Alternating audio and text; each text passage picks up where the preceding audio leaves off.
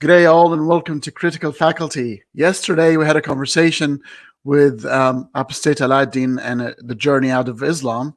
And today, we are going to have a conversation regarding a journey out of Christianity. This time around, with a very close friend of mine and a dear friend of mine, somebody who I admire a lot and had many wonderful chats with in the past, both in Arabic and in English.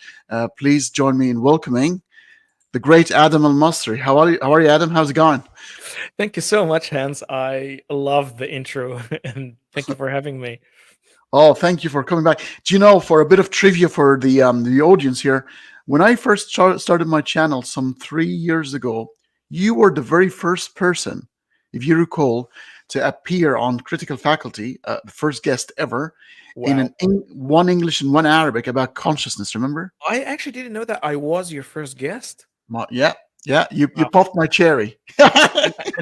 And now I'm humbled to be among Lawrence Krauss and Bart Ehrman, all the great names that you put in the presentations. Oh, It's look, you've fantastic. been doing a wonderful job over the last few years. I've been watching your stuff very, very closely, and I'm gonna let you. I mean, you're a friend of mine, so I know you probably more than a lot of people watching us today. But I want you to introduce yourself in the context of the new things you're doing in life, because I know a lot of things have changed over the last few months for you. So please go ahead. Thank you so much. All right. Well, for those who don't actually know me, my obviously my name is Adam Elmasri, and I do have a number of YouTube channels. I started my work in Arabic about 5 6 years ago. The Arabic channel, has been a success for me, and eventually I started doing the English channel. I guess I'm not going to bore you as yet with my journey out of Christianity and my background and where I came from. But most importantly, the progress in my life once I, once I started doing the English work and the Arabic channel grew past the 12 million views, now 13 million views. I decided to start my studies in counseling. So I used to do life coaching and religious trauma coaching, but now I'm studying counseling, and I do religious trauma counseling to those who came from any faith or transitioning from one religion to another. Um, Despite the fact that my work on YouTube is all about religious criticism, my counseling is all about meeting the person where they actually are. I don't have any agenda in converting anyone from one path to another. I just assist people with any sort of religious trauma. So that's what's been happening in the last few months. My work expanded outside of the YouTube arena to actual religious trauma counseling. Well, this is absolutely brilliant, and I'm displaying the very first endeavor that sort of anchored your fame. I think you've passed the 100,000 mark, and you've got the beautiful shield behind you. That's Thank wonderful. you I want to have one of those at some point in my so much. life. But this is your Arabic channel here. Please, by the way, all the description of how you can get in touch with Adam, including his Patreon, it's all plugged in the description of this particular video. This is the Arabic channel with lots of views. Like, you've got fantastic views. Some of your most popular episodes have passed the sort of 500,000 mark. So that is a mammoth endeavor. Thank you so much, and I Yeah. hope that the English channel will reach the same path. We're about to show the English channel as well, which is the youngest of everything you've got. I think it's been just a year or so of Yeah, that. that's true. Yeah, it's the freshest out of the three channels that I run. Yeah. So far, it's been growing slowly but steadily. So I'm very happy with the progress made so far. And you've got some lovely interviews with a lot of other content creator. You know, Yasmin Mohammed is now a common friend. I had a chat with her the other day. So and there's a lot of. I mean, I've actually been talking to a couple of people in my network, and they've already known about you now, and they want to bring you into the fold. I think Atheist Republic and Armin and Zara, and there's a lot of hype. So and you and I, Naveen, and a couple of other people might be having a surprise for people in a couple of months' time. So that is obviously, we don't want to say too much about this particular journey, but I think it is going to unfold nicely and slowly as Thank you, time goes Hans.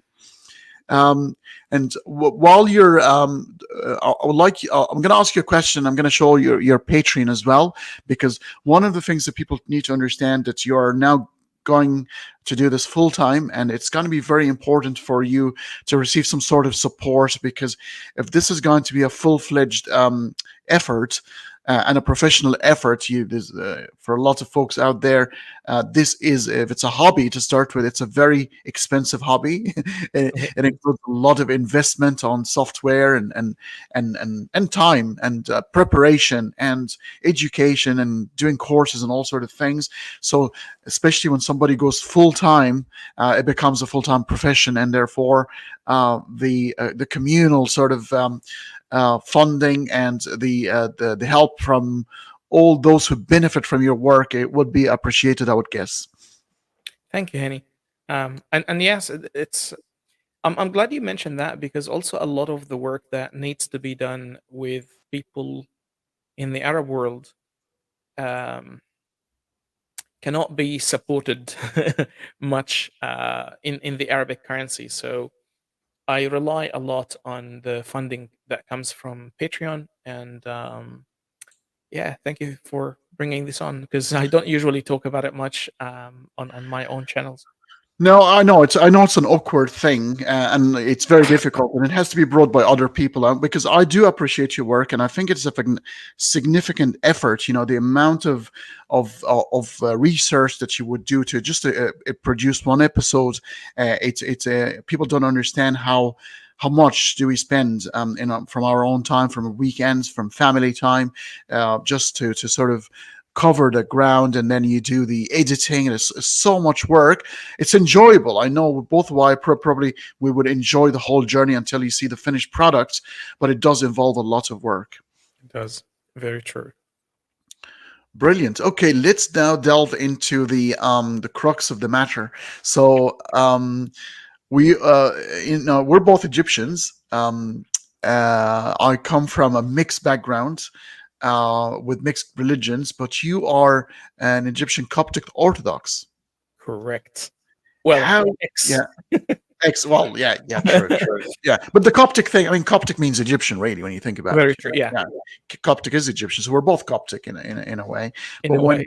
the colloquial use of the word Coptic has been linked to the Christian Egyptians, and even that's used how it's used in Egypt, Al-Qibt. Uh, what was your experience like as a child growing up in Egypt? Very interesting. My life as a child was split in three sections, or three different. It's we're not talking about a psychological disorder here, but there are three different places that I remember from my childhood. One was just growing up in Egypt, everyday life, as a Coptic minority, dealing with the majority Muslim population.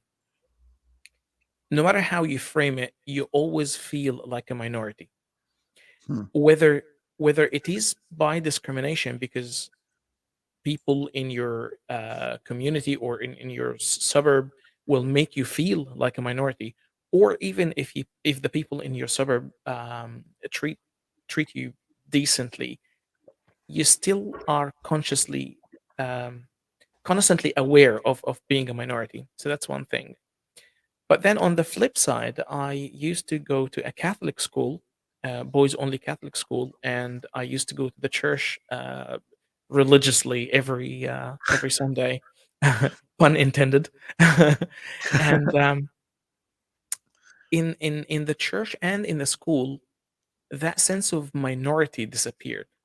All of a sudden, you enter these two places, and you find yourself with your people. Hmm. So it feels instantly different. And I guess for Coptic Christians, that that brings a sense of identity, a very strong sense of identity, because you grew up with these places as your safest zone. So the church is not just a place of worship for a Coptic Orthodox. The church is the place that you really are yourself, and you have a strong identity and association with it. Um, that's that's pretty much what I remember from my childhood. The only funny thing I can mention is, despite being Christian, of course, you know that in order to study Arabic in Egypt, you have to memorize passages from the Quran and know its Mm, meaning. And so, even real. even if you are Christian, you're kind of forced to study aspects of Islam and memorize Quran and recite Quran and know its meanings. It's It's it's incredible. really interesting. Very, and so that's quite interesting here. That's something that I have not thought about. So basically, being a minority, just but with the virtue of being 10 or 15% of the Egyptian population at any given time, the church has become the place where when you go to, you feel like you belong to a certain group, and you feel like you're no longer a minority. You're just, you're just a person, and you're surrounded by those who sort of very similar to you. So it gives you a sense of belonging, and a sense maybe of a little bit of not as weak as when you dissolve into the five prayers a day, sort of attacking your house wherever you live, and um, all the evidence of these Islamic culture wherever you go, because it's in your face everywhere. Whether you like it or not, it's part of the Egyptian culture. Right. Yeah. Yeah. So, how were you perceived by the other sides? Like, did you have any Muslim friends growing up? I did have a few Muslim friends from the school, and these were the only Muslim friends that I had, those who are friends from school. In saying that, they are the moderate Muslim friend. Obviously, they are joining a Catholic school, right? Sure. And some people might think, especially those who are from Western cultures, like, how can Muslim people join a Catholic school? Well, one thing, it's actually by law that any school in Egypt has to accept, any Christian school in Egypt to be licensed has to accept at least 10% Muslim kids, because Right. Islam is, it's the majority population, right? And so you can find the same thing here. You can find Buddhist or Hindu kids going to an Anglican school. So it's in Yeah. the same sense, it happens over there. But because they were Muslims who come to a Catholic school, they were very moderate and accepting Muslims Yeah. in a sense. Yeah. And these were the only Muslim friends that I Yeah. had growing up. Yeah, and correct me if I'm wrong, because Catholic and Orthodox and Coptic schools, they're very well renowned for being highly disciplined and very, very um, curriculum oriented. That they're actually have Absolutely, a good reputation for good education system. absolutely, yes. In Egypt, it's kind of the highest education you can get if you go to a Catholic school. Yeah, yeah. You go to a Muslim school, it's mayhem, It's especially around Fusha time, when when the bell rings and everybody's stealing everybody else's sandwiches, and oh, ridiculous. crazy days. um, this I mean, it takes me back, because I lived some of my childhood in Egypt, and even though there are certain things you look back and you think that, God, how did I survive this crazy assault? But then there are some fun moments as well. There's a few fun moments, yeah. Totally. It's Um, yeah, it's sometimes I still have flashbacks. It's, to be honest, it's a little surreal yeah, I know what you to mean. have survived that. But Yeah. What about the religion class? So would the Muslims go, like when it's religion class time, the Muslims will split and go to their own class, and you go to your own class? exactly, yes. So you have a Muslim teacher teaching Islam and a Christian teacher teaching Christianity. And again, it was funny because it's the only instance that the class was more full of Christian kids than the Muslim ones. Yeah. Uh, Correct me if I'm wrong. In Cairo, there are certain districts and suburbs that renowned for having more Coptic population than there are, like your Shobra, your Absolutely. Al Fagala, Yes. Ramses, those sort of areas. I remember there are Yes. certain areas where there are a lot of and um, Muslims live alongside them. Yeah. And I remember in the early '70s when I was a child there, you can see a church right next to a mosque, and the back then it didn't sound like a big problem. People like sort of weren't really worried too much about what's the difference. Yeah. Well, it was and it wasn't, Henny. Yeah, Because you know why in most, I wouldn't say in most areas, nearly every church in Egypt within 200 meters square, there is a mosque. Do you know why this happens? is it to offset the effect of what a church could do? That's what people usually think, but it has a legal reason behind it. Oh, right. Yeah, so and it's funny because that legal reason or this piece of law that I'm going to tell you about comes all the way from the Ottoman times. So we're talking about like nearly 300 years old piece of law that is still practiced until today. Um, What's the and motivation behind the law? so the law is any church, and that law was introduced by the Ottomans about 300 years. Any church that has a mosque within the range of, I think it was 200 or 300 meters, this church can still practice peacefully. But if it falls, it's not allowed to rebuild. If it needs renovation, that is not allowed. The churches that do not have mosques in within a certain space around them, these are the churches that you can renovate and you can rebuild if anything wrong happens to it.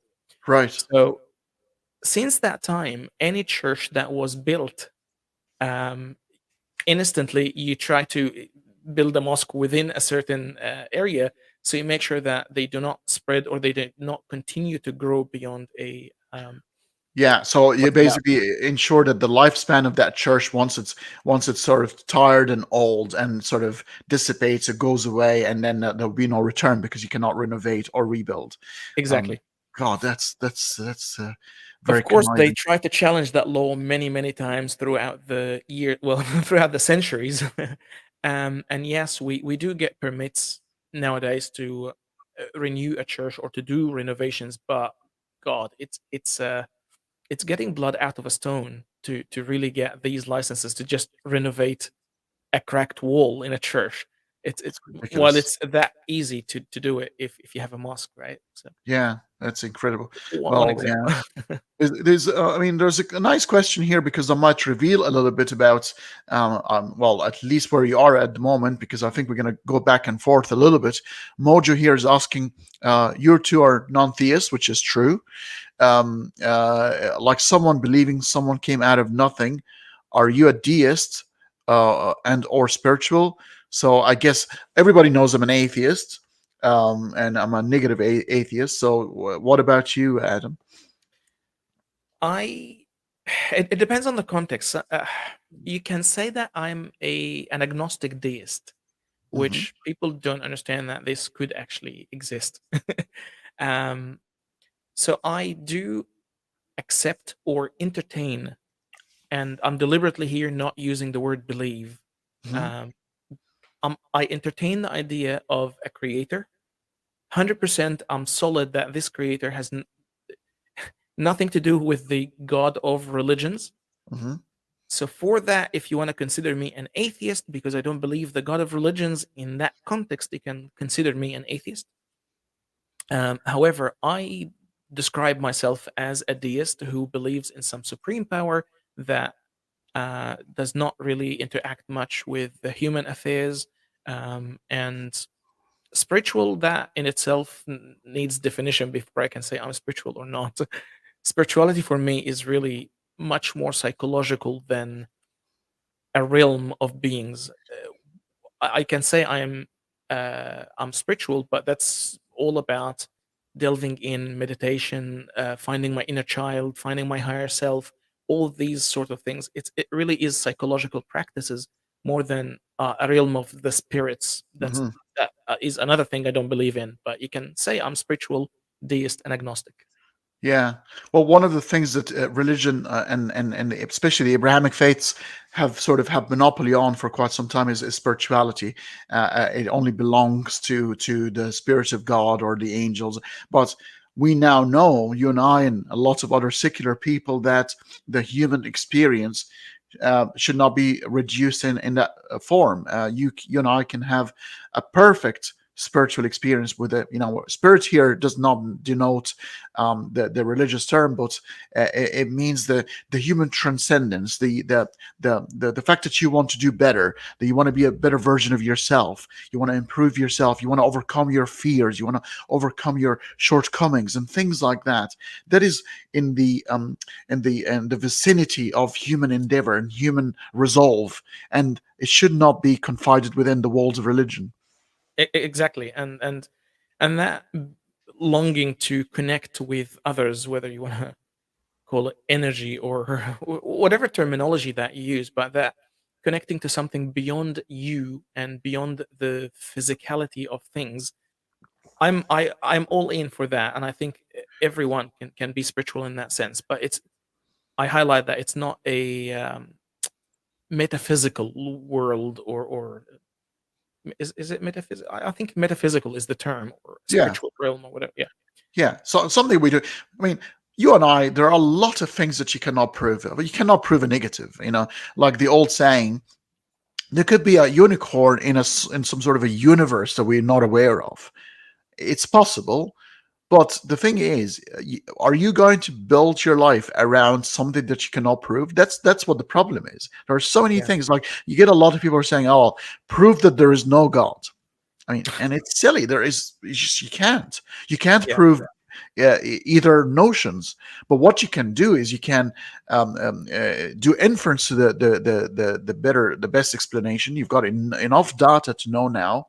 For example, the amount of suffering, the amount of issues, the amount of whether free will exists at all. There are so many things now that would show us that if there is a deity and there is a test, it is such an unfair one. Yes. I have a question for you, Henny, because you mentioned earlier that you're a negative atheist. You said, Yes, what would that negative atheist mean? Before I ask you the question, because it's based on sure. that. So there's a What negative and negative means? positive. Yeah. Positive is the one who asserts that there is no God. Right. So it's a belief system, because if there are no evidence, you should suspend belief. Belief should not. Mm. We can't believe either or because you have no evidence for anything. So the only logical stance is to be agnostic. So Mhm. it's called agnostic. It's negative atheist is the same as agnostic atheist. Right. It's exactly the same. Which is basically I'm saying exactly like what you're saying. The Abrahamic God is out of the question. He just is too many holes. That God does not exist. However, I don't know if there are other creators that could exist. There is a possibility, but I live my life as if they don't exist, because if they exist and they want to have a relationship with me, and I'm open to having that relationship, the divine hiddenness problem, then it's the onus is on them to start Mm. expressing themselves in a way that I would understand. What else Right. can I do? So we're on the same page. So you do not assert that there is no God, True. but definitely it's not the God of the religion. You're assertive that it's not God of the religions, but maybe not. Yes. So Which basically, I would say the evidence presented so far for the existence of God is unconvincing for me. yeah, fair enough. I think that the best explanation I ever heard was from Matt Dillahunty one time about this, and he explains it through the lolly jar. You probably heard that Yes. analogy before. The gum, the balls, yeah. The Exactly. So if you have right. a massive lolly jar that is full, and someone comes and tells you, this lolly jar is full of odd numbers of lollies, and you say, well, I don't believe that because the jar wasn't opened and we didn't count them. So no, I don't believe it's odd numbers. If that person immediately asks, "Oh, so you think it's even numbers?" It's like, No, I don't think it's even number either. I'm equally, I don't know, which is agnostic, and I'm equally standing. I will stand equally in equal position towards the two claims. It's neither neither odd nor even until proven. So it could be this or could be that. So would that explain then your atheism? That's negative Absolutely. atheism. And if you Okay. want to add another dimension, at least with a jar of gummy balls, Yeah. you at least it's something physical. At the end of the day, you can actually, well, let's open the damn thing and start counting, Yeah. and that will Exactly. finish the problem. But imagine that jar is just an idea in our head that you can never verify. Imagine the whole bloody jar doesn't exist. Exactly. That's the whole. It's an idea. It's a notion in your head. If the Yeah. jar is there, the problem will be solved. But I mean, and then when you add the God of the religion in the equation, and you do a fantastic work on the critique of Christianity and Islam, the amount of scientific, ethical, historical, geographical, you name it, amount of holes that you're trying to plug all the time. God, it must suck to be an apologist, because the amount of work an apologist will have to do, and the amount of word twisting and word salad and word gymnastics is absolutely astounding. Very true. You put this comment from Terry, and he says that I am a Christian who believes in the Big Bang. I guess that is quite common among a lot of believers nowadays, whether you're Christian or belong to any other religion. The majority of people accept the Big Bang theory now. But I wonder how many more believers, if you put it in the comments, I'm very curious how many believers or non-believers are watching us. Well, we've Um, got we've got a mix of a nice mix. I'm seeing a few people that I'm aware of that were sort of DS, some Muslims. We've got a nice mix in the chat of all sort of things. We've got Terry, who's a Christian, but looks like he doesn't have a problem with science, and it seems that there's a lot of people, especially in the younger generation, are trying to reconcile their religious beliefs and science, because science is very empirical, doesn't care about things, but doesn't care about what you think.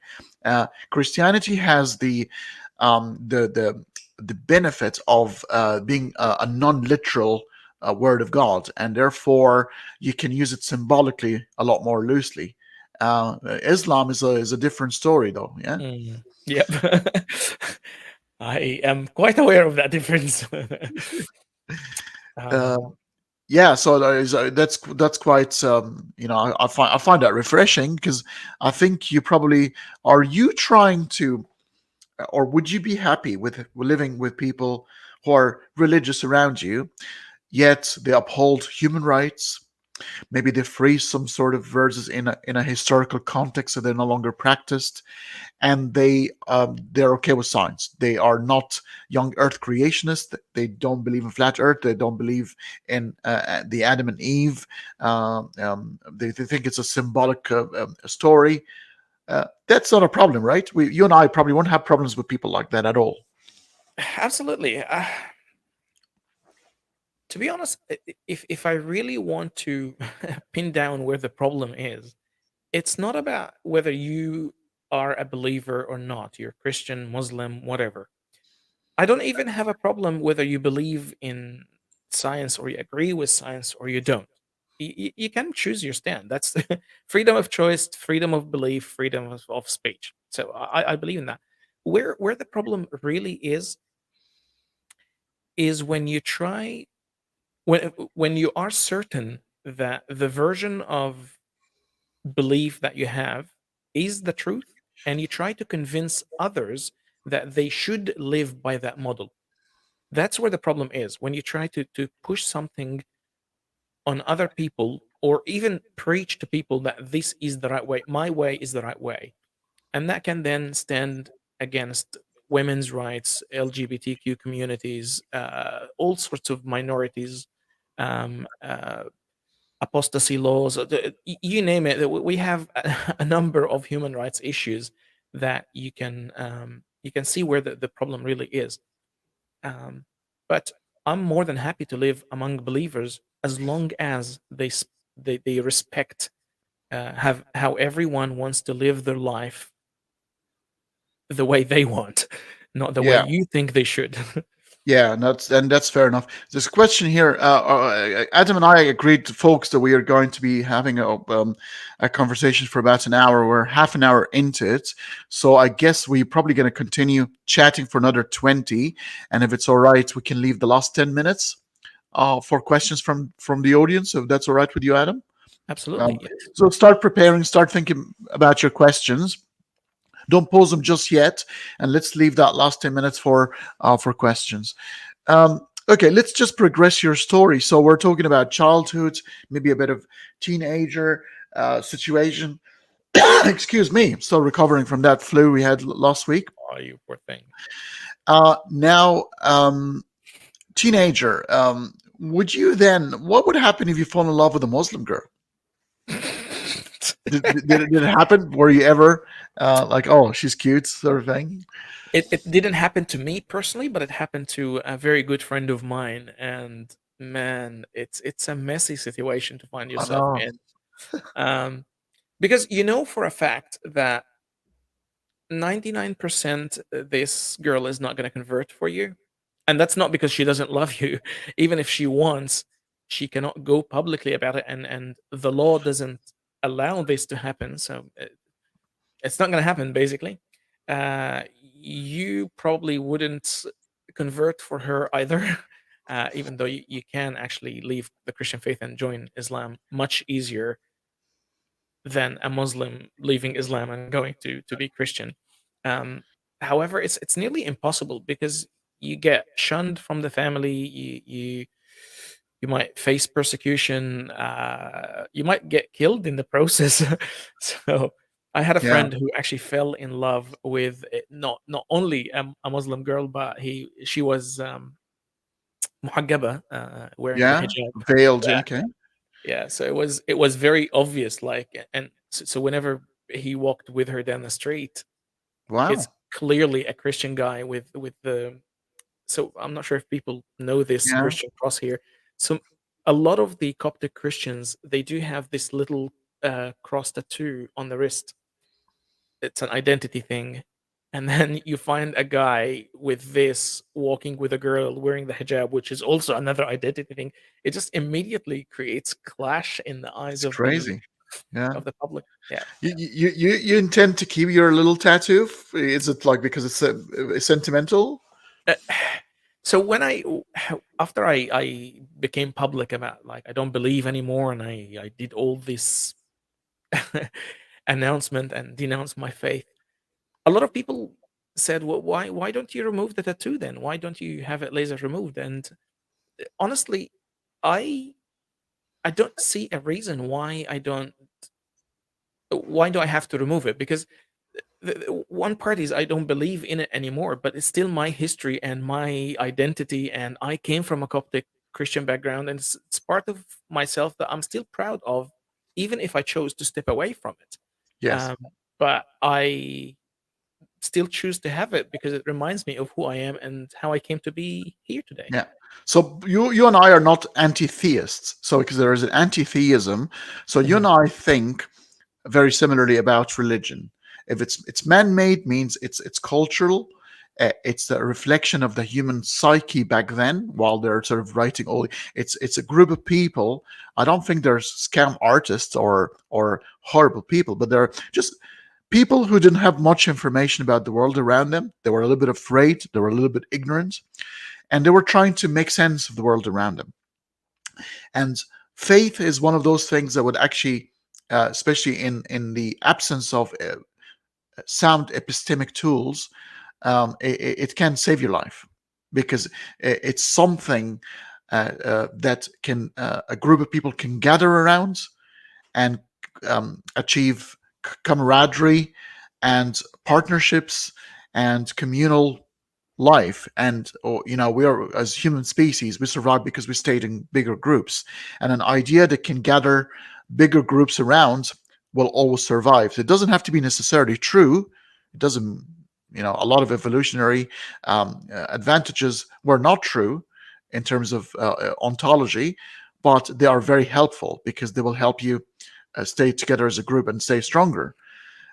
So in that sense, I will never tear off a Bible or burn a Quran because that's silly. Why would you do that? It's the people that do things. The books ought to be studied because within them there's a lot of clues about how we used to think, and it's very important to keep. What do you think, Adam? 100% agree with every word you said. And yes, whether we like it or not, the Bible or the Quran, they're very precious books that shaped humanity as we know it. It's not about going and tearing it and burning it down. It's about studying them and see how humanity came to be how it is today. So yeah, 100%, Henny. So, God, we're very very similar in so many aspects. So let's advance a little bit. So, uni, you've gone to uni in Egypt, I did. So that was my first bachelor degree. I had a degree in arts back in Egypt, in interior design specifically. So that, yeah. right? That's wonderful. So you still have an eye for coordination, backgrounds, and ratios and stuff like that. I'd like to think so.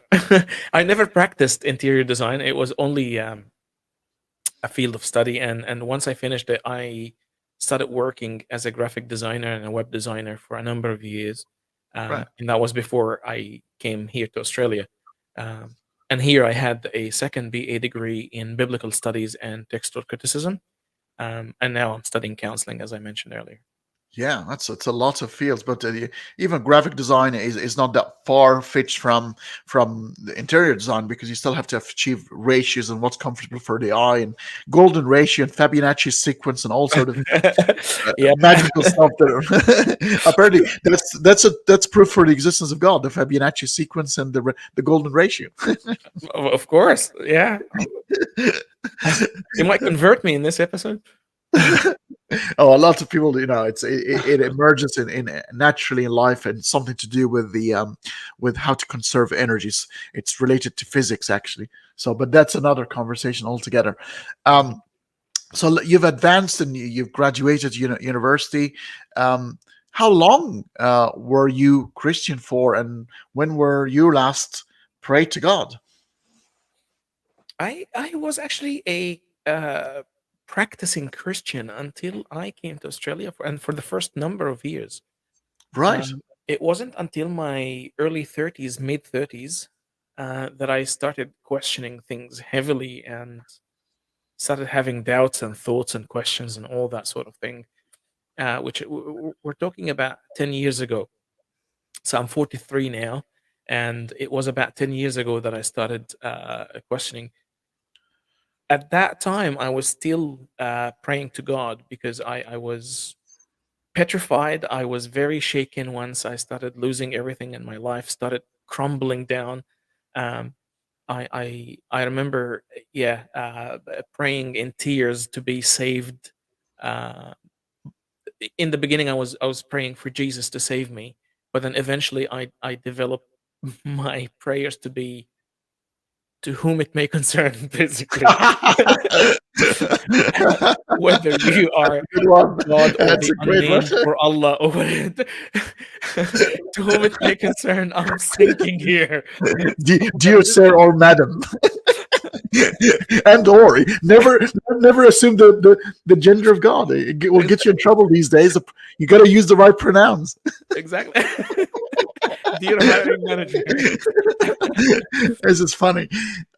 This So, is so God. So that's recent. That's that one difference in my story. I've been an atheist. I'm 51 this year, and I have been an atheist for about 31 years. So ever since I was 20. wow. Yeah. Yeah, I So it was took me a bit about late 4 in the years. logical journey. Yeah, it was early, very early. 2 years with Christianity, 2 years with Islam, and that was the end of it. Um, so you came to Australia. It's a different world, but in a way, do Christians, especially Egyptian Coptics and Egyptian Christians, when they come to Western countries, are can they make the transition a bit better than a Muslim because of certain culture cues? Are you talking about the transition leaving the faith, uh, or uh, what do you mean by transition? and being able to live in an Australian As a new society. migrant, Yeah. um, I'm not sure. I haven't had much interaction with Muslim Australians or Muslim Egyptians who came here to Australia as migrants, and how they um thank you. Thank you, Modi. You make me feel good. Cheers. No, I'm 43, Mojo, no, not 51. But thank you for the compliment about looking 35. I really appreciate it. um so I haven't I don't know how Muslims find it easy or hard to blend into the Western society. I can tell you that I had both experiences with Christian friends here in Australia, those who really stick to their old ways and they become even more fanatic than being back home, because in the midst of the Western culture they are so afraid to change or to be diluted in Western values.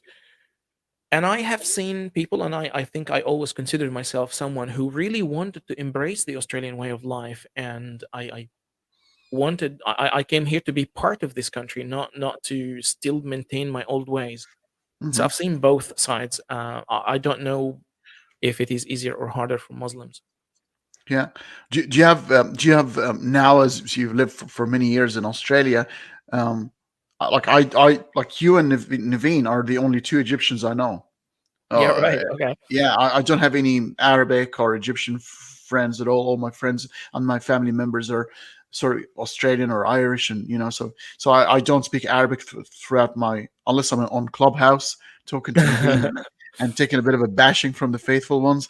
But do you what is your circles around you? Are you mostly friends with the sort of Australian community, or because I know there are Egyptian communities here who still, I don't want to say a ghetto, it's a very harsh word, but they still maintain, they watch their Egyptian movies and they eat the Egyptian foods and they go to Orthodox Egyptian churches.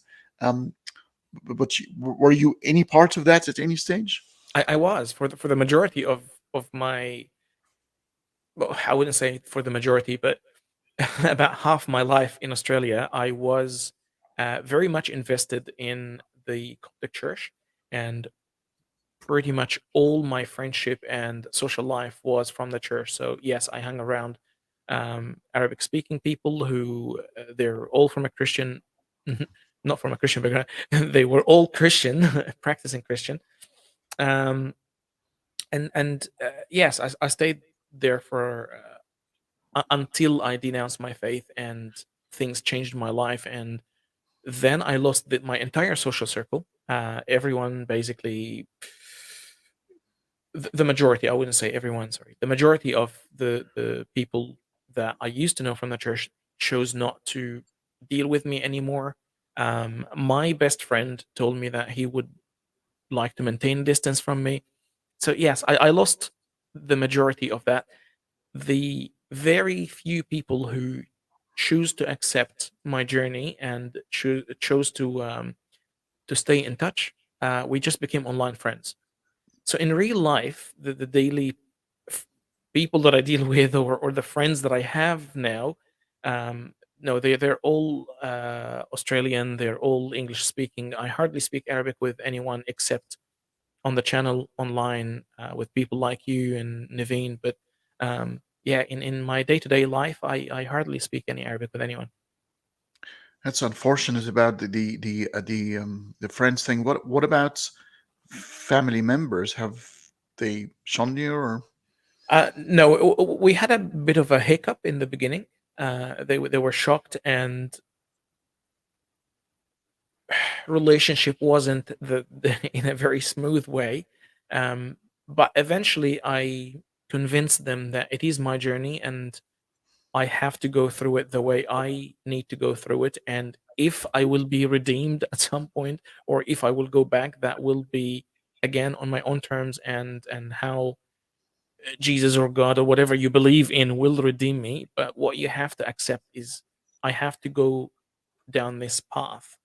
And eventually they accepted this idea, and we we are on very good terms, and we still have a great relationship. I yeah, That's good. I can't complain about this part of No, my life. that's great, and that's I mean that when you build a new life and when you migrate and that happens to everyone, everybody who migrates, you even if, nothing to do with religion whatsoever, just happens by the virtue of changing locations. You end up losing childhood friends, and it happens to growing up men and women. You know that's just a fact of life, whether your journey includes departure from religion or not. I think it just that's how the evolution of a life cycle looks like for most people, especially when they change habitat. It's incredible. Now, do you Australia is going to be home for now? Do you, I mean, do you like it here? Do you think this is going to be your home base for quite some time? Australia has been home from day one. There's no question about that. Regardless whether as I was a believer and now an unbeliever, it has nothing to do with Australia. I really appreciate everything this country has given me, the opportunities, the friendship, the rights, the voice, the everything. Like, yeah, I'm so blessed to be living in this country. Yeah. Now, with being ex-Christian, let's say I go to Egypt once a year, and I don't go out of my way to criticize Islam harshly. I do a lot of science and philosophy and logic, and every now and then I talk about something here. My other nationality and the fact that I'm half Irish, sort of, I've never had trouble going back. Nobody's ever stopped me. I've never been sort of been looked at as somebody who's suspicious or somebody who's the police would want to have a conversation with. It could being talking against religion and stuff like that. Uh, Ex-Christians are not looked at. Christianity in Egypt probably would not persecute you. Maybe some people will look down upon you. But now, as you criticize Islam a bit, with the Quran and stuff like that, would you be considering to going back to Egypt at some point, and would you be fearing anything? Absolutely, I would fear going back. Right. I made a decision about 5 years ago that I excuse me, that I will never be able to visit Egypt again. Oh, that's sad. I was told a number of times via messages and comments that before people realized that I live in Australia, and when I started the Arabic channel, everyone was thinking back then that I still lived in Egypt. So the claims that I got was they already filed cases against me under the what do you call it?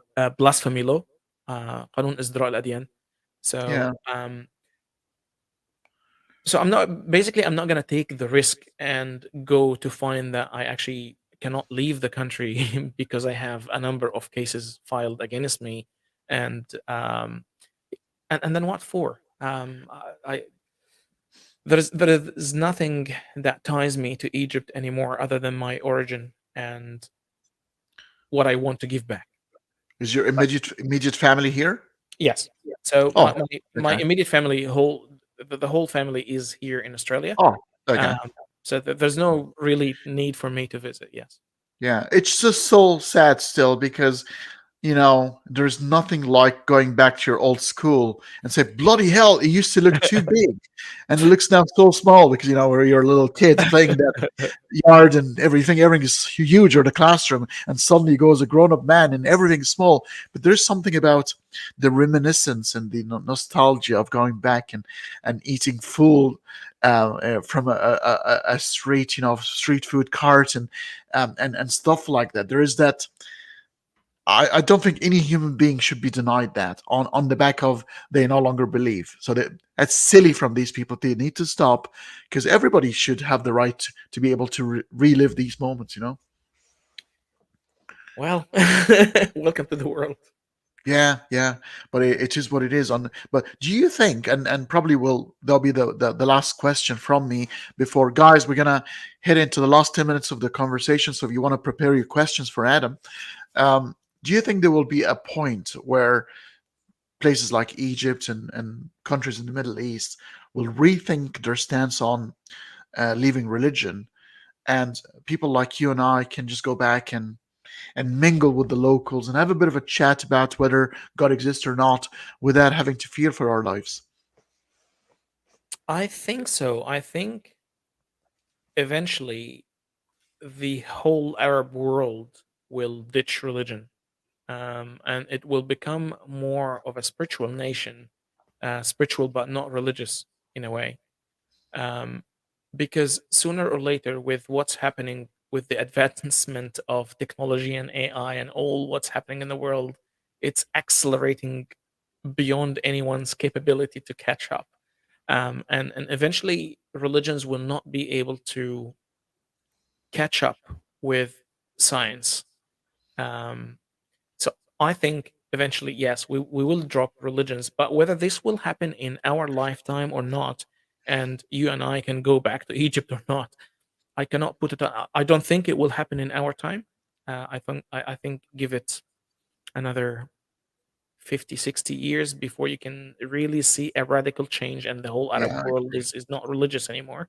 Yeah, Um, because it's one thing for the governments to implement laws or like look what's happening in Saudi, for instance. Now they're implementing laws and allowing entertainments and singers and allowing LGBT tourists to come into the country.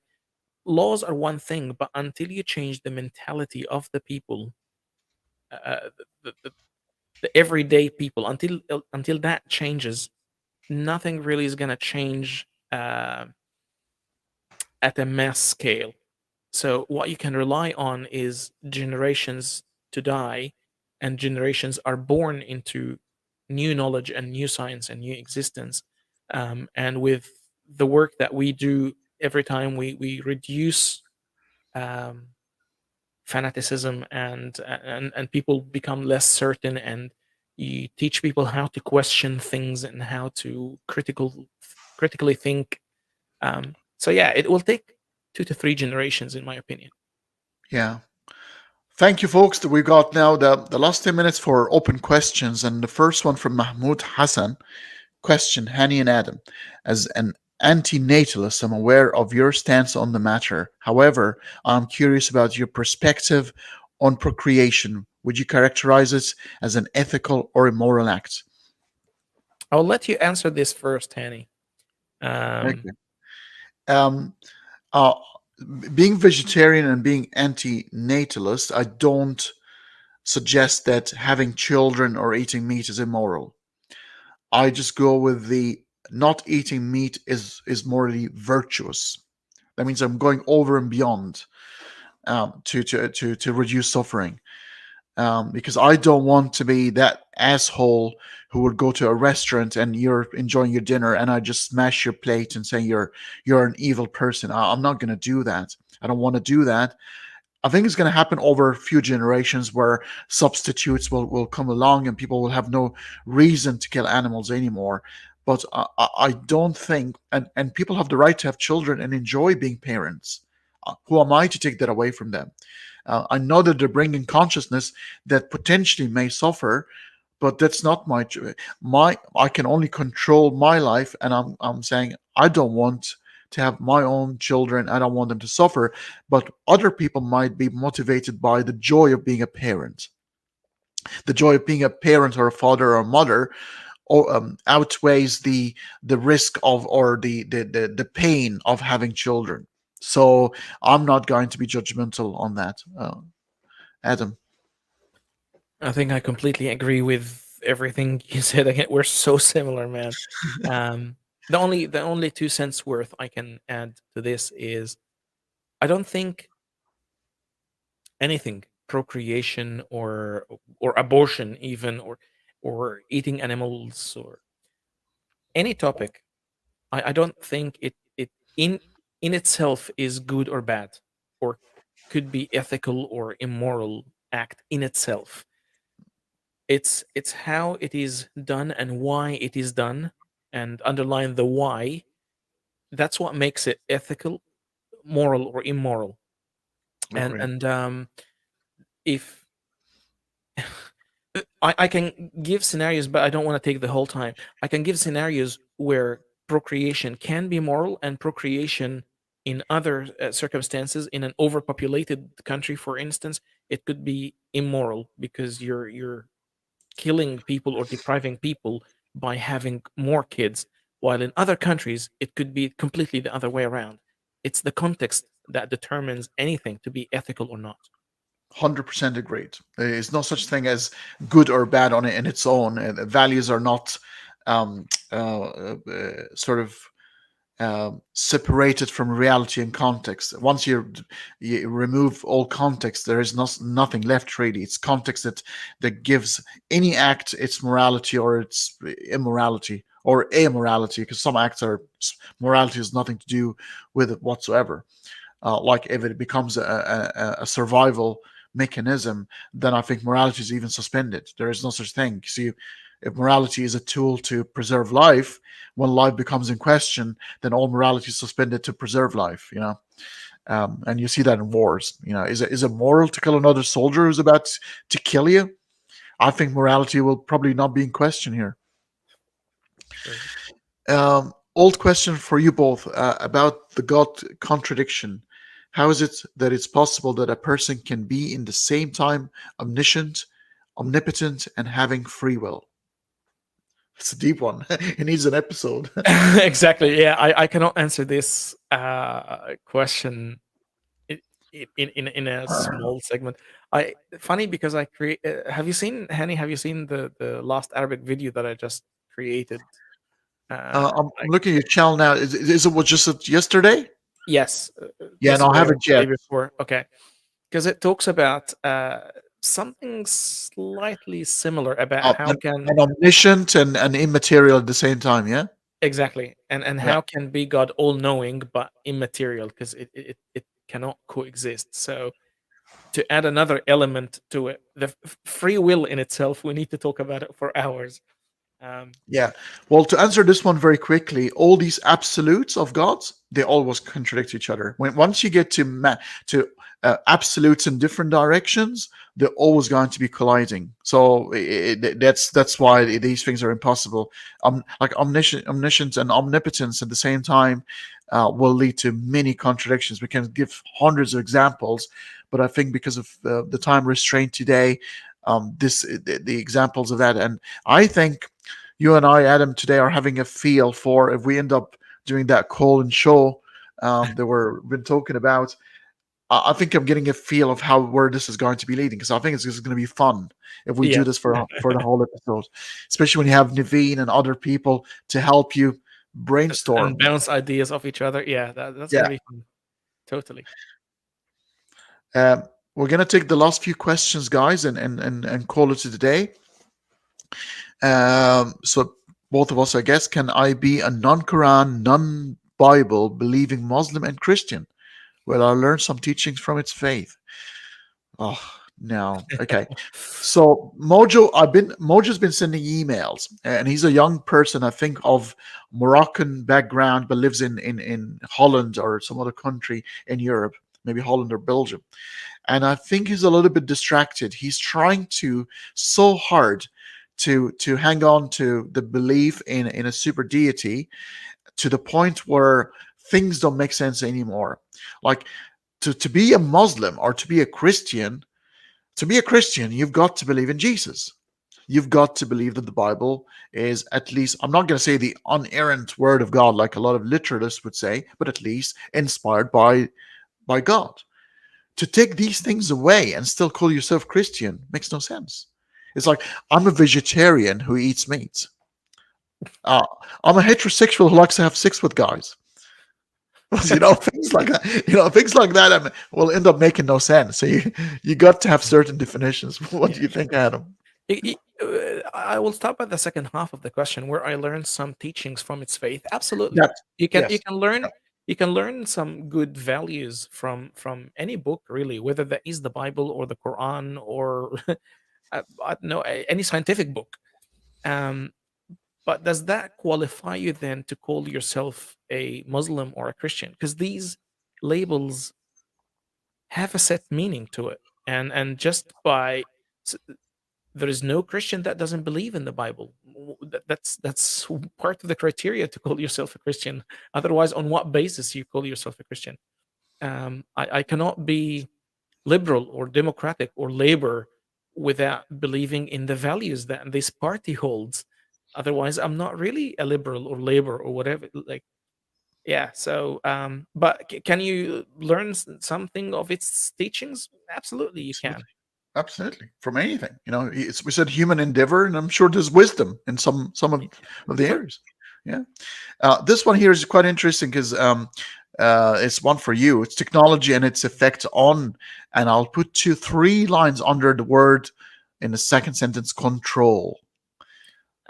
Sorry, with technology So, getting more and more grip on our children's attention, do you feel it's becoming more difficult to control growth of child's beliefs? yeah, I think control is a key word. Hmm. I think in a way, yes. It's hard to control a child's direction of thinking um, without any evidence. But that said, because I'm about to contradict myself here, technology in itself and the amount of information and news that we're bombarded with impacts and influence our way of thinking and beliefs and negative biases.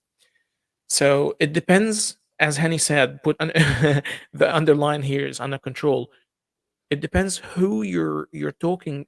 Are you talking about the control of parents, how they control their child's belief? Then yes, I think it's gonna be more difficult for the parents to be in control of anything, really. Yeah. Yeah. But But do you think we should we even do that? I mean, is it even healthy to control? I mean, there's a growing man or a woman here, and if you try, I mean, that's indoctrination. You're trying to steer them into a certain direction. But what if you teach your children the framework of how they can make better decisions and leave them navigate their own life? I think it's the problem is always with controlling their mhm. beliefs because they're going to end up being a carbon copy of their parents and nothing new will emerge. Yeah, I appreciate what you said, Henny, because yeah, I didn't look at it from that perspective. Like, what is the need for control? I don't think parents will be able to control, or they should to start with control.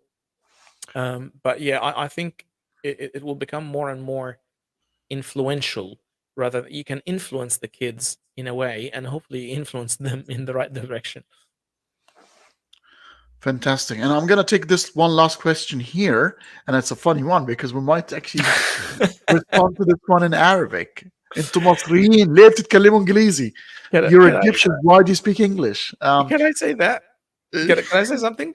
Yeah, sure. Rafat, obviously you're Egyptian yourself, so أنت مصري, why are you watching this video? So you're Egyptian, why are you stepping into an English speaking video? Um, I I, I It's guess funny. we we But can.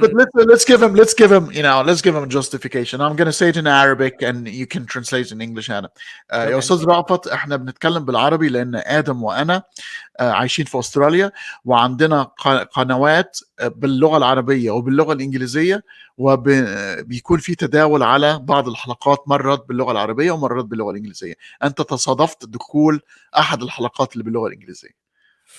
What Hani said basically is that Hani and I, we both live in Australia, and we both have channels and videos that speak in Arabic and in English as well. So we present in both languages, and we basically serve both communities. You just happen to tap into one of the videos that speak in English. Perhaps you need to more follow the Arabic speaking material that we present. Very true. Very true. Well, this has been fun, and it's always been fun. I mean, this is not the first collaboration we've had. As I said, you are the very first person to appear in Critical Faculty 3 years ago, Arabic and English. We had 2 episodes. It was low tech. You and I were sitting in dark rooms with horrible microphones, and Yes, I remember that. but we kind of evolved. It's different time. And then you and I had the unholy trinity, the three of us, Naveen, myself, and you. Yeah, We had a very very good run. It was suspended after a while because we got really busy with different projects. But that's the nature of life. And now we're looking at something new that, if it really pans out, it is going to be a fantastic, fun thing, and I'm really looking forward to that. So you'll see a lot more of Adam, myself, and Naveen in Arabic and in English, talking to you folks and answering your questions and addressing your concerns. Before we end, Adam, would you like to say anything? think well, evolution is true. It's obvious that we evolved from very bad tech to. No, thank you so much for having me, and thanks for everyone who attended the live show, and thanks for everyone who eventually gonna stumble upon this video and watch the recording. Um, Thank you, Annie. So it's always fun having a chat with you and Of yeah, course. interacting with the audience. Likewise. Likewise. All right, folks. Thank you very, very, very much. We will. I guess the schedule of the channel is at this point is a bit dry. I want to take a week or two of just having a bit of a break. I want to rebuild. What about you, Adam? Do you have anything in the next week or two people can look forward to? I'm planning to upload another English video on my English channel this week, fingers crossed, and another Arabic one later in the sorry, later as in early July. So yeah, I'm trying to be more active on both channels. Um, but yeah, feel free to jump on my website, which is adamelmasri.online. If you want to know any more details about the coaching and counseling that I do for anyone who may suffer or knows someone who suffers from religious trauma, I would be more than happy to help. Thank you again, Adam, for all your efforts and fantastic work. And I'm going to see you again later, I'm sure. Absolutely. Thanks very much. Thank you, folks, and we'll catch you later.